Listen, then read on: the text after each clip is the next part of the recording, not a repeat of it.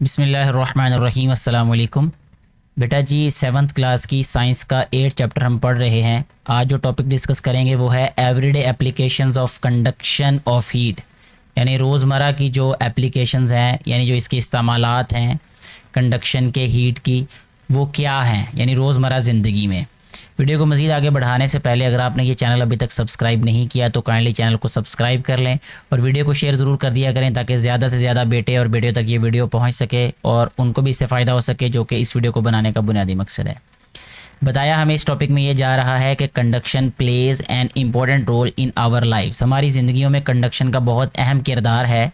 सबसे पहले ये है कि कुकिंग यूटेंसिल्स, यानी जितने भी खाने पकाने वाले बर्तन होते हैं वो, इलेक्ट्रिक केटल, बिजली वाली जो केतली होती है जिसमें चाय वगैरह बनाते हैं, आयरन यानी इस्त्री, सोल्डरिंग आयरन का मतलब जिसे काविया कहते हैं। अगर आप ये इलेक्ट्रॉनिक्स की दुकानों पे जाएं जो रिपेयर करते हैं इलेक्ट्रॉनिक्स को, टीवी वगैरह या इस तरह की चीज़ें, तो उनके पास एक सोल्डरिंग आयरन होती है जिसके साथ वो टांके लगाते हैं, तो वो सोल्डरिंग आयरन होती है, वो भी हीट प्रोड्यूस कर रही होती है। Are made of metals to conduct heat quickly, यानी हीट की ट्रांसफ़र के लिए ही वो बनाई जाती है, ट्रांसमिशन के लिए ही बनाई जाती हैं ये सारी की सारी चीज़ें।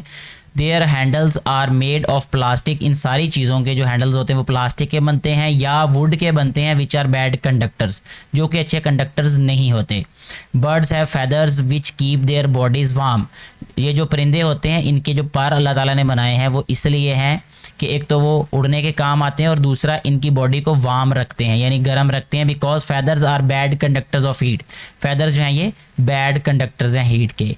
Woollen clothes and blanket slow down the transfer of heat, ये जो ऊन के कपड़े होते हैं या जो चादरें होती हैं या जो ब्लैंकेट्स, चादरें कह सकते हैं हम, जो चादरें होती हैं ये स्लो डाउन करते हैं ट्रांसफ़र ऑफ हीट को, यानी जो हीट की जो लॉस है हीट का उसको कम कर देते हैं। इट सो हैपन्स बिकॉज, ये इसलिए होता है क्योंकि the wool traps air in it, क्योंकि वूल के अंदर, ऊन के अंदर हवा जो है वो अटक जाती, फंस जाती है। The air is a bad conductor of heat, इसलिए कि एयर जो है वो बैड कंडक्टर है हीट की, इसलिए हीट जो है उसमें से जो है वो ट्रांसफ़र जो है वो बहुत आहिस्ता आहिस्ता होती है। Ice is covered with jute rugs, jute पटसन को कहते हैं, उसके जो कालीन बने होते हैं वो बर्फ़ के ब्लॉक्स वगैरह पे या बर्फ़ के ऊपर डाले जाते हैं to reduce its melting speed, ताकि उसके जो पिघलने की रफ्तार है वो कम हो जाए। आम मिसाल इसकी हम ये देख सकते हैं कि हमारे इर्द गिर्द जहाँ पे लोग बर्फ़ बेचते हैं तो बर्फ़ को ढका होता है उन्होंने मोटी चादरों के साथ, कपड़ों के साथ। उसकी वजह यही होती है कि वो हीट जो है वो कम से कम जो है वो लॉस हो, ठीक है, हीट का, तो बर्फ़ जो है वो आहिस्ता आहिस्ता पिघलती है। Jute is a bad conductor of heat, jute जो है वो इसलिए इस्तेमाल किया जाता है क्योंकि ये बैड कंडक्टर होता है, पटसन का जो बताया उन्होंने यहाँ पे। इसके जो है ना वो रस्से वगैरह भी बनाए जाते हैं, आप लोगों ने देखे होंगे, या अगर आपका नहीं भी इससे इत्तेफाक हुआ तो कम से कम ये चीज़ तो ज़रूर आपका इत्तेफाक हुआ होगा कि जहाँ से बर्फ़ मिलती है गर्मियों में। मैं देहाती इलाके में रहता हूँ तो हमें ज़्यादा इस चीज़ का एक्सपीरियंस है, ये रस्सों वाला भी एक्सपीरियंस ज़्यादा है हमारा। और अगर आप किसी सिटी एरिया में रहते हैं या आप बहुत न्यू जनरेशन है जो सिर्फ घरों तक महदूद हैं, तो आप लोगों को भी शायद इन बातों का अंदाज़ा ना हो, लेकिन आप ये कभी ना कभी ज़रूर अपने सामने देखेंगे। तो अगर ये टॉपिक आपके जहन में होगा तो फ़ौरन आपके जहन में वो कॉन्सेप्ट क्लियर हो जाएगा ज़्यादा। Jute is a bad conductor of heat and insulating materials, जो इंसुलेटिंग मटेरियल्स होते हैं यानी जिनमें से हीट नहीं गुजरती, जैसा कि स्टायरोफोम है, is filled between the double walls of refrigerator, ये जो फ्रिजें हमारी होती हैं इनकी जो दीवारें होती हैं इसके अंदर उन्होंने स्टायरोफोम भरा होता है। ये चीज़ भी आप एक्सपीरियंस कर सकते हैं कि जो रेफ्रिजरेटर यानी फ्रिजों वगैरह को रिपेयर करते हैं, रिपेयरिंग वाली दुकानें होती हैं, आप कभी वहाँ पे अगर आपका इत्तेफाक हुआ हो, कभी वो रेफ्रिजरेटर को जो है रिपेयर कर रहे हों, कुछ ऐसी चीज़ उसके कूलिंग सिस्टम को, तो वो बाज़ दफ़ा उसकी साइड वाली दीवारें जो हैं उसको भी तोड़ देते हैं, या वो अगर उन्होंने वेस्ट करना हो फ्रिज को या फ्रीज़र को, तो तब वो जब तोड़ेंगे तो आप उसके अंदर स्टायरोफोम फील्ड देखेंगे, ठीक है। It reduces the transfer of heat, ये क्या करता है, इससे हीट की जो ट्रांसफ़र है वो रिड्यूस हो जाता है, कम हो जाता है। Across the walls of the refrigerator double pane windows are used in buildings, यानी दोहरी विंडोज़ जो है वो लगाना, दोहरे शीशों वाली लगाना, ठीक है, यानी दरमियान में थोड़ा सा फासला होता है और विंडो ऐसी लगाई जाती है। उसकी वजह ये होती है कि दरमियान में एयर होती है, तो उससे क्या होता है, slow the transfer of heat, इससे ट्रांसफ़र ऑफ हीट जो है वो स्लो हो जाती है। Air between the two layers of glass act as an insulator, जो हवा होती है वो इंसुलेटर के तौर पे काम करती है।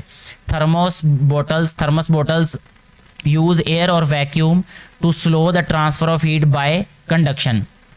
यानी गर्म पानी को गर्म रखती हैं या ठंडे पानी को ठंडा रखने वाली बोतलें होती हैं ना, उनको आमतौर पे थर्मस बोटल्स कहते हैं उनको, ठीक है। ये चाय के लिए ज़्यादातर इस्तेमाल की जाती हैं, पानी ठंडा रखने के लिए भी इस्तेमाल हो जाती हैं इस वजह से, क्योंकि उसमें एयर और वैक्यूम होता है, कि इसलिए कि वो स्लो कर देते हैं हीट के ट्रांसफ़र को। यानी अगर आपने उसमें चाय डाली है तो चाय भी ठंडी नहीं होगी जल्दी, और अगर ठंडा पानी डाला है तो वो गर्म नहीं होगा, क्योंकि जो हीट का लॉस है वो कम से कम होगा।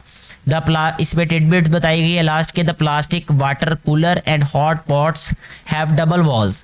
ये आप वाटर कूलर्स को भी देख सकते हैं अपने घरों में, और जो हॉट पॉट्स होते हैं जिनमें रोटी वगैरह रखी जाती है गर्म रहने के लिए, तो वो उसकी भी वॉल्स डबल होती हैं, ठीक है। एक अंदर होती है उसकी, ठीक है, स्टील के भी होते हैं, प्लास्टिक के भी होते हैं अंदर से, तो एक बाहर कवर होता है, बाहर वाली दीवार होती है उसकी, उन दोनों के दरमियान में स्टायरोफोम टाइप जो है वो फिल किया होता है।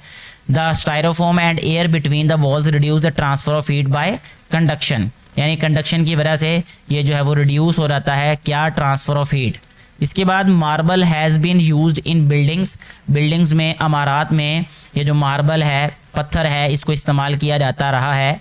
And monuments since long time, और ये जो मोनूमेंट्स होते हैं या तारीखी इमारत होती हैं, it is not only beautifies the buildings, ये ना सिर्फ बिल्डिंग्स को, इमारतों को खूबसूरत बनाती है, but also act as an insulator, लेकिन ये इंसुलेटर के तौर पे भी काम करती हैं। यानी सर्दियों में इमारत जल्दी ठंडी नहीं होती और गर्मियों में बहुत ज़्यादा हीट अंदर जल्दी ट्रांसफ़र नहीं होती, ठीक है। इसके लिए भी ये काम आता है, जो मार्बल वगैरह लगा देते हैं दीवारों पे या बिल्डिंग्स के ऊपर, तो ये फ़ायदे का काम देती है। इसके साथ ही आज की वीडियो को हम यहीं पे ख़त्म करते हैं। मुझे उम्मीद है कि आज का जो टॉपिक हमने डिस्कस किया आपको समझ आ चुका होगा। किसी भी कन्फ्यूजन की सूरत में आप नीचे कमेंट करके पूछ सकते हैं।